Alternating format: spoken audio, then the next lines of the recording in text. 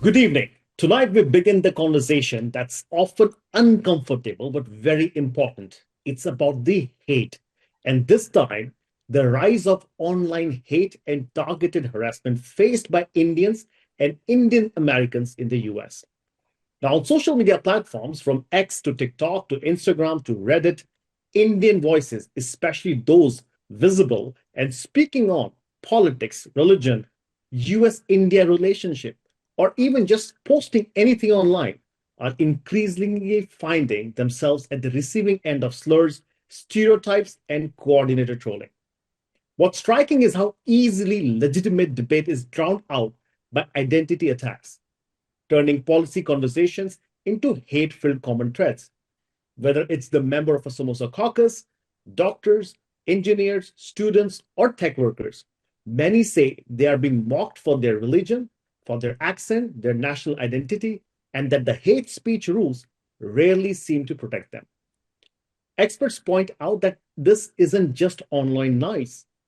Hate that trends online often spills offline, shaping perceptions and, in some cases, leading to real world discrimination. The issue has become even more complex a year after the 2024 election, where Indian origin voters and influencers were more visible than ever before. So, tonight we're asking what fuels this online hate? Is it ignorance, politics, or the algorithm itself? And how can Indian Americans navigate digital spaces that too often turn toxic? Let's start the conversation. And joining me today are two very important voices from the Indian American community. We've got Utsav Chakrabarti, who's the executive director of Hindu Action and one of the most visible and important voice in the Indian American community, and a Republican leader, Vibhuti Jha. Thank you so much for joining me, gentlemen. Thank you. Pleasure. Utsav, first things first to you. What has changed? Why have Indians suddenly, finding themselves with a big target on their back? Like this wasn't the case 5, 10 years ago. In your opinion, I mean, what's going on? I would say that there has been a gradual understanding in America that the Indian American and primarily the Hindu American community is a big player in American conversations. So it would be wrong to say that there was less anti-Indian and anti-Indian and anti-Hindu hate in America. The subterranean narrative always existed. It was just not out there because the number of people in the community were less, their visibility was less, and the grievances were less legitimized. What has happened in the last 5-10 years is that there has been an increasing legitimization of the anti-India and the anti-Hindu hate that is prevalent in America. And I use these words very carefully because it is a combination of both the factors that matter here. And that is because the community is gaining in strength of numbers, gaining in strength of social and political power, and gaining in strength of economic power. So all of these factors have made the community more visible. As you can see in the current administration, you have the head of the FBI, who is a Hindu American, Kash Patel. You have the head of the national intelligence communities, which is Tulsi Gabbard, who is not an Indian, but is certainly a Hindu. And both of them have faced targeted attacks. You have other prominent American Hindus like Vivek Ramaswamy, who is most likely going to be the governor of Ohio in the next few months. He has faced targeted attacks. So all of these things are coming up more in the forefront because the community is making a difference. And the same applies in the field of immigration, in the field of other economic aspects of American society. So as America goes into a more stressed society, it's a society that has $38 trillion in debt. It's a society which is finding it hard to maintain its geopolitical power and its economical power. More and more people are expressing their hatred that was always there in the back of their minds. It stems from doctrinal reasons, going back all the way to their religious theologies, and it goes back into the economic data that they get, into the social positions that they find them in. So I think it's a combination of many factors which causes this.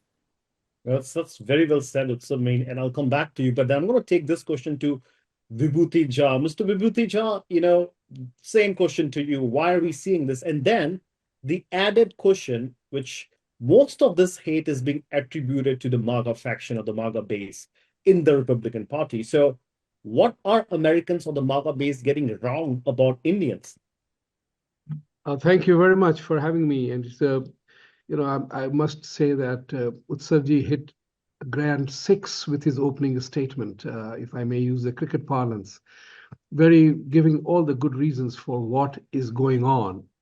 It's very important to take a step back and understand that where did we get to this position from once upon a time when a senator once told me that we love you Indians as immigrants to this country because you are educated, you are professionals, you are hardworking, you are in the highest median income, you have family values, you take care of your children, you are not a law and order problem anywhere, all the positive things, and you ask for nothing. That was a very key deliverable. You ask for nothing. So we were a community who were very happy within our own little world of working hard, living the American dream. Whether you were a Democrat or Republican didn't matter. What has happened is, in the last few years, you have noticed that there is a term called the unholy alliance. This is a very important thing for every Indian, whether you are in India or anywhere in the world, to understand that. There is an unholy alliance of leftists, Marxists, communists, socialists, elitist liberals, call them wokes, joined by Islamists, and now they are joined by the right-wing extreme religious fanatics who have one common enemy, and that is Hindus. All these factions, all the elements that I named, they have one common enemy, and that is Hindus. Because they find that these guys are constantly marching on, living their life, prospering, and they do nothing against us. They are worried about us. They don't like us. That's one of the very interesting reasons which was pointed out by a very celebrated author on my show, that this is the reason they have found a common, all these elements, they don't like each other, but they have a common enemy in Hindus. Whether you like it or not, unpleasant as it may sound, that's the truth. Hindus of any color. Remember one thing, at the end of the day, if I may use the cliche, you might support anybody who you want, but at the end of the day, you are the pagan, you are the idol worshiper, you are the weirdo in the established world of religion, the way we know it today. And that's why we are the target of the extreme right wing. Yes, unfortunately, the MAGA thing is a new one. And as I said, somebody has enrolled them that these guys are your enemy. So Vivek Ramaswamy is not spared. Dinesh D'Souza is not spared. Lo and behold, Dinesh D'Souza, the original rice bag, perhaps, I'll say it with a joke and a humor, he is not spared, right? Somebody made a remark that maybe if he tries to change his color like Michael Jackson, maybe they will forgive him. But no, it's not happening. That's the ugly reality that religion brings about in individuals, because that gets the worst out of you. So both of you are essentially saying that this is to do with the religion, as much It is. as it could be to do with ethnicity. I mean, I'm going to take a hypothetical question here. So if all Indians in America were Catholics or Christians, you think they would still get this hate? Okay, let me take a stab at it. And Vibhuti, if you can follow me through. I would say that there are layers and layers that we have to understand, because this is a complex layering of prejudices. So the most prominent layer and the most involved layer that makes them hate, I'm going to use the word hate because many of them actually genuinely hate us, makes them hate us, is the doctrinal, religious, and theological aspect, which is at the core of their understanding of the world. Their worldview is based on that.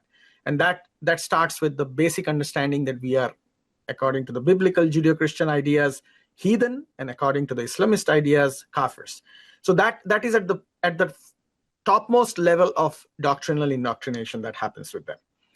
There are added layers onto, whether you eat with your hand, whether you look brown, you look white, how you pronounce your words, what your accent is, how you go and shop, and the way you shop. All these things are added layers on top of it that can or may not add to the hate and the prejudice that you face. How you worship, every aspect of your culture then becomes a layer of dislike and prejudice that they add on to. But their fundamental, so the reason Dinesh D'Souza is being hated on is not because he's a Hindu.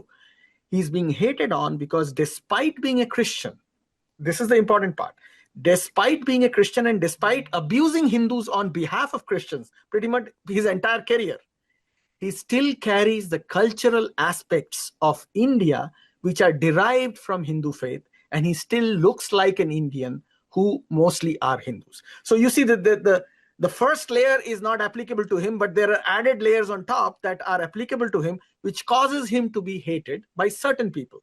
But again, as you can see, there are many other right-wing Christian fundamentalists who came to his defense, and they would hate us, but they would not hate him.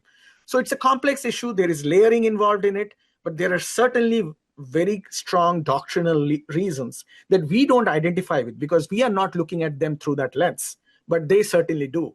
Last month, actually 2 weeks ago, I had gone for a 7-city tour with members of the Jewish community, and I had really strong and open discussions. Actually, Vibhuti Ji was part of that event in New York with the members of the Jewish community as well as with members of the Christian community. And this was something that I also distilled from those conversations. Vibhuti Ji, your response, if every Indian was a Catholic, would they still be facing this kind of hate? And then, the bigger question, why is that Americans certainly do not like Indians? I mean, is this more of an online, coordinated conspiracy by some foreign adversaries of India that do not want Indians to be successful in the US? You are, in my opinion, I think you are quite right. It is a coordinated campaign. It is a very coordinated campaign against us. And if Dinesh D'Souza were Dick D'Souza, he would still get beaten. So think about it from that perspective, that you are looked down upon. Remember one thing. Anytime anybody converts to another faith, he is not the original.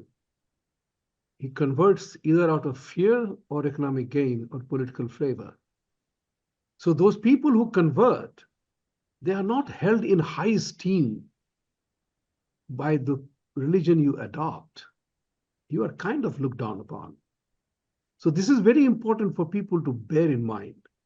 And Dinesh D'Souza is a classic case which kind of echoes my sentiment that I have always said, that conversion is a sin against God's original intent. This is a lesson to everybody who is converting and abandoning his original faith, whatever you want. But it is, in my opinion, it is seeming to be a very coordinated campaign against you and I, because we don't hit back. See, we are not the kind of people who resort to street battle, right? Hindu temples have been vandalized. We have a political meeting, people condemn, we will not let it happen, and everything is forgotten. You try doing this against a mosque and see what happens. You dare not. So think about it from this perspective, that how militant a faith or practitioners of faith can be. And that's the sad part. I'm not happy about it. I've written a chapter in a book in which I have said there is nothing wrong with religion. It is the way it gets practiced that is the cause of conflicts, not anybody's belief. That's a different matter altogether. I've always believed if you found your solace and peace and happiness in worshiping X, Y, or Z, or inspired by an ocean or a river or a tree, it's your choice. But when you say that you are sitting under a tree, you are an idiot, then there is a problem. That's where the problem arises. Yes. Because of the short on time, just two more questions quickly to both of you. First to you, Vibhuti Ji, what do Indian Americans do, to sort of push this narrative that, hey, look, we are not here to, hurt Americans, to steal their jobs.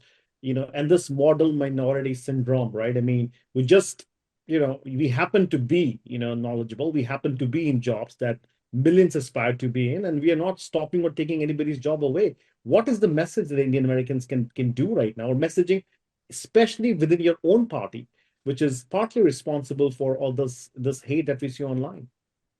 No, it's not Republican Democrat thing. Remember, Democrats were the ones who raised all the anti-Hindu charade in their states just a few years ago. The Republican Party was not even in the game at that time. The Democratic Party were raising all anti-India, anti-Hindu, CAA, 370. Everything was violation of Hindu rights, fundamental rights, individual rights, right? You know that. So it's not the Democratic Party is suddenly a Vestal virgins. They are the ones who started it all. I'm saying the Republicans, the right-wing extremists have joined, and they are also being managed and manipulated. What Indians must do, that's the main question. See, is like a sports team. Your opponent is out to defeat you. You have to play the game to win. So the question is, every disaster offers an opportunity. So the Indian community that has been by and large lazy, lethargic, living in their own little world, nothing is going to happen to us, we are all good. No. If you are not participating in community activities, if you are not part of the action, then you are ignored and forgotten. And then you become the target. It's very important for Indian communities to get active in your local communities, be it parents, teachers association, to school boards, to council, everywhere. Because that's where you count. You are 5 million Indians in this country, max, right? You can't be affecting the country's foreign policy, but you can affect the foreign policy by being active locally. The second part, which is very important, is for every Indian to realize that unless you tell others who you are, they won't give a damn about who you are. Then they take the decision based on whatever feeds them. And that's what is important. For example, I've said this, it's on record, I have sent messages to Laura Loomer and others and all those people that you are worried about a community that has never said death to America, that has never said death to Christianity. We are living your American life, and you are, instead of fighting those who are saying so and doing so, you are hitting on a community that is contributing to your prosperity without complaining. So you have to begin to use the social media as a tool to reach out. Listen, if somebody can write 1,000 emails to Rohit Sharma that his message is disapproval to be disapproved, then you can also write 1,000 messages. But the problem lies that we are highly, insensitive to this thing. Hame nahi hua. It didn't happen to me. Who cares? Because this is where I challenge people that there was a guy whose head who was beheaded in Dallas. How many vigils were taken by Indians? Not many. Half the Indians were thinking, mujhe nahi hua, nothing happened to me, I'm okay. Kuch to hua hoga, he must have done something to deserve that. We Indians are very apathetic to our own selves and to our own causes. And I will quote here, when SB 403 was vetoed by Governor Newsom, there was a very prominent Indian American, a name so well known, I don't want to say it here, who said on my show that she was shocked that in Silicon Valley, the millionaire Silicon Valley engineers, they were so apathetic towards SB 403, they didn't even know what it was. They didn't even know what its impact would have been on their children going forward. And the attitude was, dekh lenge, we'll see what happens. This is the story of 80% of the Indians in America. And that's what is the challenge. Yeah, so we got to get engaged. Thank you so much, Vibhuti. Utsav, two things, two questions. First, is it a time to press the panic button and get everybody involved? And B, you are on the Capitol Hill advocating for some of these things. What is your message now to the leaders that you engage with? What are you telling them to stop this hate that could very well translate into, from online to real world? So first of all, it is translating from online to real world. There is solid data that shows that there are more attacks on Hindu temples in America in the last 6 months than there were in the previous 6 months before that. And there were more attacks in the previous 6 months before that than in the year before that. So there is a real translation of online hatred to real world hatred. There are more Indian Americans and Hindu Americans being killed who have been killed in the last 3 months than have been in the 3 months prior to that. And so, people may say that it may not be because of online hate singularly. There could be other factors, but what is more important for everybody to understand is that when there is a general dehumanization of the community, what could have been a slap on the face becomes a shot on the head, because now the community has been dehumanized to the point where somebody can take pride in killing somebody and get away with it. So that is very important for everybody to understand. That is something we convey to our elected officials, whether they are in the Congress or in the State Department or in the White House. Because at this point of time, I think it's very important to directly communicate with the White House as well, given that the Congress is pretty much ineffective and out of session most of the time. The other point that we convey, and this is something that is part of everybody's effort in the community, but when I use the word we, I say Hindu Action as an organization, who I'm happy to represent, conveys is that there has to be a 3-layered approach to dealing with this situation. The first layer is education, education, and education.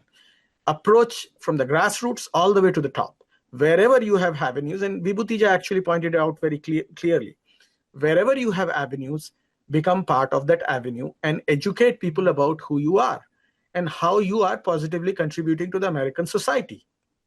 Because America, most people in America don't know that every Indian American actually is giving far more to America through their taxes, through their jobs, and through everything that they do than they're taking from the country. And that is probably one of the very unique things that our community does, more than any other religious or ethno-national community out there. So that is very important to convey. The second most important thing to convey is that we are part of a society where there has always been discrimination, but we are not adding to it. In fact, we are victims of it. What happened in California, which by the way is a Democrat-ruled state, over the last 4 years, where first it was targeting of Hindu Americans in the name of caste under SB 403 that Vibhuti Ji pointed out, and then the SB 509, which was a foreign influence. Both of these were foreign influence operations, and it was there are Qatar, there are Pakistanis, there are Erdogan supporters who are playing a key role in. There were Chinese playing a key role in this, and those things need to be brought out into the community. So education is number one. Number two is engaging with your elected officials, whether it is your city council. So we go and do readouts in city councils wherever we get a chance. Take 2 minutes of your time and talk about your community, both the positives and the negatives. So when there was Pahalgam attack, we spoke at our city councils and talked about gun attacks in America and the Pahalgam attack. When there was Diwali festival, we went and met people in the city councils and gave them sweets and talked about what Diwali means. My own wife, who by the way is not Indian American, went to my daughter's school and did the parent readout, where parents are invited to read a book to her class, and she spoke about Diwali to her class. These are small little things. Each one of us can do that.